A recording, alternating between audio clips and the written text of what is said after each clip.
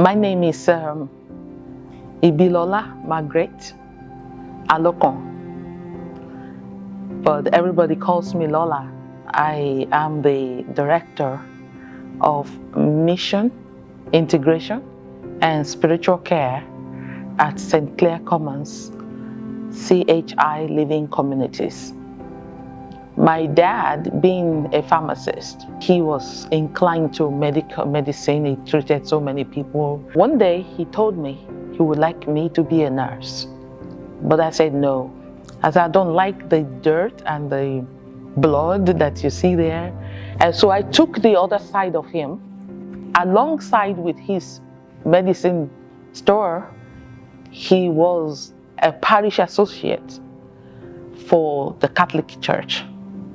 Watching his activities in the church drew me more closer to him than any other thing. So I developed the same interest to do what he was doing in the church. To cut this story short, I came over to the US as a canon lawyer.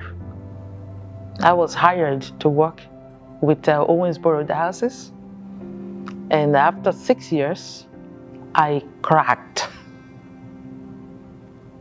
and I almost lost my very self. While I worked as a canon lawyer, every time I went to work, something kept telling me I did not belong there. I'm a people's person, so I was like doing the opposite of what is my nature. Probably that contributed to my crashing, and I almost lost even my faith.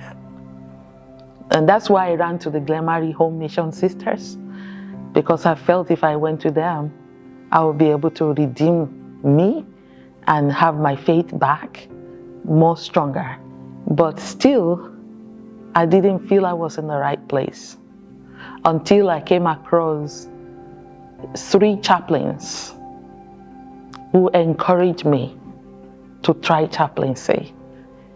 One, Father Clement Oyafemi of the same home diocese, said to me, "Sister, you'll do better as a chaplain because we know you.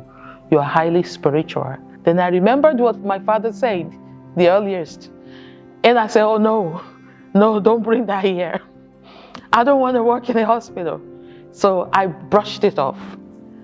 And again, another person spoke with me on the phone, and that is our nominee for board of director, Austin Duru.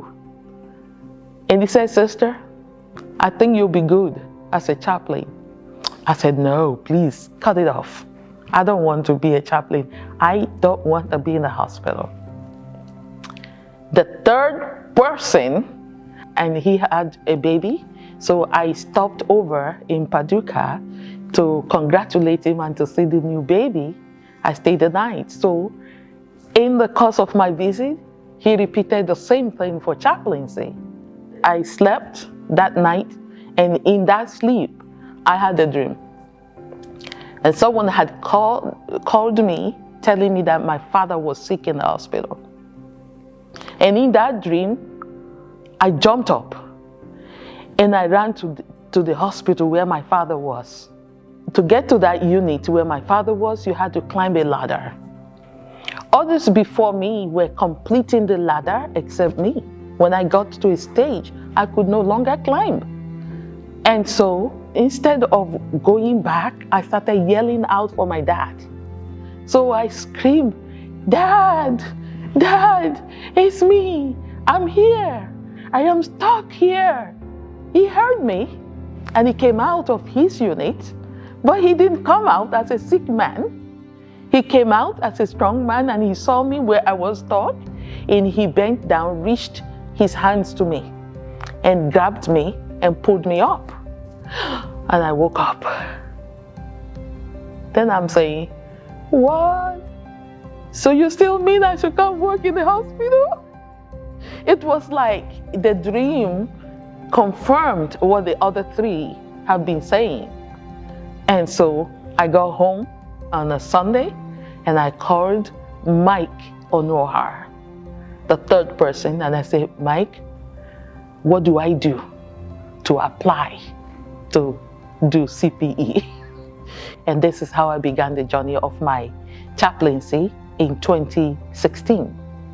It's been a wonderful experience, and CPE helped me greatly to find myself back.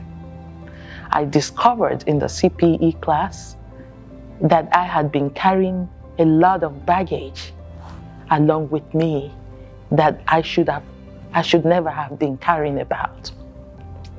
Right in the CPE class, I dropped the baggage. I mean, it's so wonderful. I feel like I found my life back, and I am able to say my faith and my spirituality has since been restored, and I just give praise to God.